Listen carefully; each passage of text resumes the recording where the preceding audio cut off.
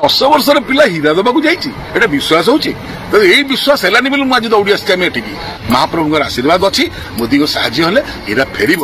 Hague ସହର ଏଇଟା ନେଦରଲ୍ୟାଣ୍ଡରେ ଏଇଟା ହେଲା ଆନ୍ତର୍ଜାତୀୟ court ICJ international court of justice ଏଠି ଦେଶ ଦେଶ ଭିତରେ କେସ୍ ଗୁଡାକର ମାମଲାର ବିଚାର ହୁଏ। ଆମେ ଏଠିକି ଆସିଛୁ ମହାପ୍ରଭୁ ଜଗନ୍ନାଥଙ୍କ ପାଇଁକା ତାଙ୍କ କୋହିନୂର ହୀରା ଫେରି ଆଣିବା ପାଇଁ। ଏଠି କିନ୍ତୁ ବ୍ୟକ୍ତିଗତ ଭାବରେ ଆପଣ କେସ୍ କରିପାରିବେନି କିନ୍ତୁ ମୁଁ ବ୍ୟକ୍ତିଗତ ଭାବରେ ଆସିନି ମୁଁ 130 କୋଟି ହିନ୍ଦୁଙ୍କ ପାଇଁ ଆସିଛି ମୁଁ ଭଗବାନ ଜଗନ୍ନାଥଙ୍କ ପାଇଁ ଆସିଛି ଏଟା ବ୍ୟକ୍ତିଗତ କଥା ନୁହେଁ ତ ଏଠି ଦେଶ ପାଇଁ ଲଢ଼େଇ ହେଉଛି। ସେତେବେଳେ ଯେତେବେଳେ ହୀରାଟାକୁ ସେ କହୁଥିଲେ ଯେ ଏଇଟା ଭାରତର ବୋଲି ଯେତେବେଳେ ଭାରତ ଦାବି କଲା ଏମାନେ କହିଲେ ଯେ ବ୍ରିଟିଶ ବହୁତ ଚାଲାକ ତ କହିଲା ଭାରତ ତ ଏକାଠି ଥିଲା ଇରାନ ବାଂଲାଦେଶ ପାକିସ୍ତାନ ସାଙ୍ଗରେ ସେମାନେ ବି କହୁଛନ୍ତି ଆମକୁ ଫେରାଅ ଇରାନ କହୁଛି ମତେ ଦିଅ ପାକିସ୍ତାନ କହୁଛି ମତେ ଦିଅ ବାଂଲାଦେଶ କହୁଛି ମତେ ଦିଅ ଆମେ କାହାକୁ ଦେବୁ ସେତେବେଳେ ସେମାନେ ଦେଶ ମାଗୁଥିଲା ବୋଲି ଏଇନେ ଏଇଟାକୁ ଜଗନ୍ନାଥ ମାଗିବେ।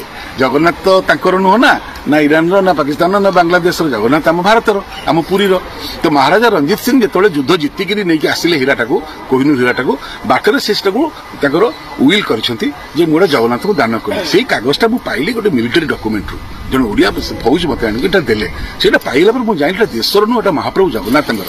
ତାର ଇତିହାସ ସେଥିରେ ଲେଖା ହେଇଛି ଯେ ମୋର ଆଖି ଆସ୍ତେ ଆସ୍ତେ ଖରାପ ହେଉଥିବାରୁ ମୋର ଆଖିର ଭଲ ପାଇଁ ଏଇ ହୀରାଟାକୁ ମୁଁ ଜଗନ୍ନାଥଙ୍କୁ ଦାନ କରୁଛି।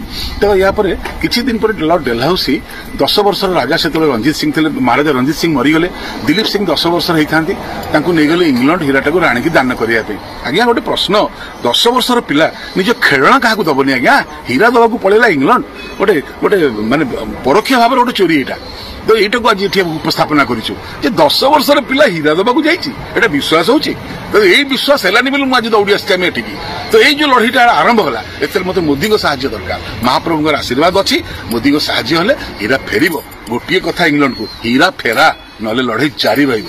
ଜୟ ଜଗନ୍ନାଥ।